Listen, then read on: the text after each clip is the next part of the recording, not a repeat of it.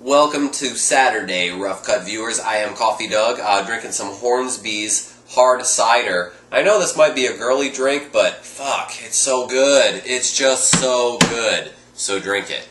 The movie that I will be reviewing this week, I don't have on DVD because it's not out yet, but I've got a nifty little Entertainment Weekly cover, Super 8, the summer film of 2011, directed by J.J. Abrams, produced by Steven Spielberg, and it's also written by J.J. Abrams. It's his creation.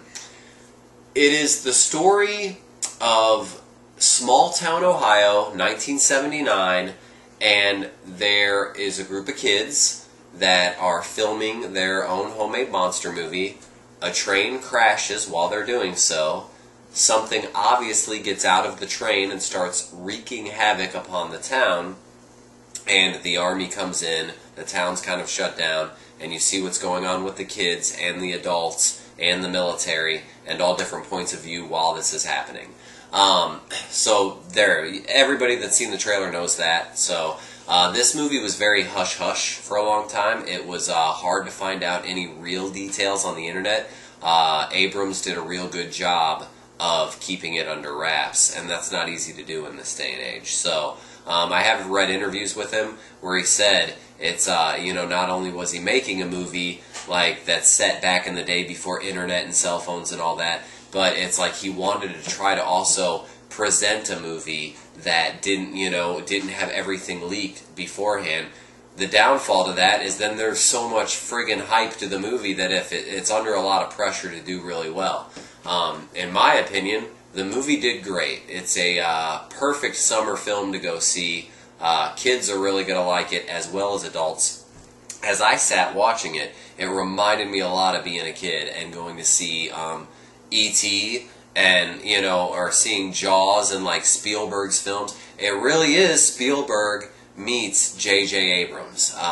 They definitely collaborated very well together, however they did so. The kids, the acting from the children in this film, a lot of them, they're no-name actors, really. You'll kind of notice them, or you might recognize a last name here or there, but you've probably not seen them in much. I believe that they really portrayed how kids would be in that era with this situation going on. It's obviously some kind of monster, or, that's what it's referred to as, the monster that gets out of the train and is causing all these problems in the town. You don't know if it's an alien, you don't know if it's some creature created by the military, you really have no idea. I don't want to spoil anything about the monster. I will just say that I kind of liked what they did with it. I felt like it wasn't always extremely kid-friendly. There are some vicious and brutal scenes, and there are reasons for the children and the people of the town to be scared. And on the same note, it's also kind of a Steven Spielberg movie where it is fun for the family, and you can relate to the monster side of things. And so they get into all that. I don't want to talk about that too much because I don't want to spoil things, but I was okay with the monster. They could have done a few things differently, but as far as, in the end, I was happy with it. So, the plot is excellent. It's really in-depth. There's a lot going on with it. It's not as much of an adventure film, which JM85 mentioned too. The kids, they're together a lot, but they're never really, it's not all of them going on some grand adventure.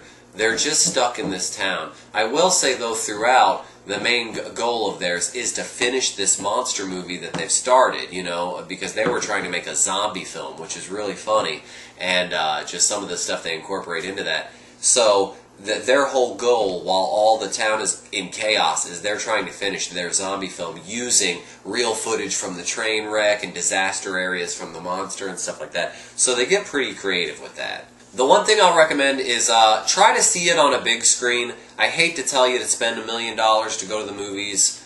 On one hand, on the other hand, I do want to support the movie business so they keep coming out. But with this one, it's worth it if you could see it on a big screen. If you could see it outside, like at a drive-in, or if your local town does, movies in the park, stuff like that, it'd be a lot of fun to see it like that. So If not, DVD will be fine. You'll still enjoy it. But and also wait after the credits. I don't know if it's completely after, but I know throughout the credits there's some stuff playing. So that's kind of fun. So check out Super 8. Let me know what you think of it.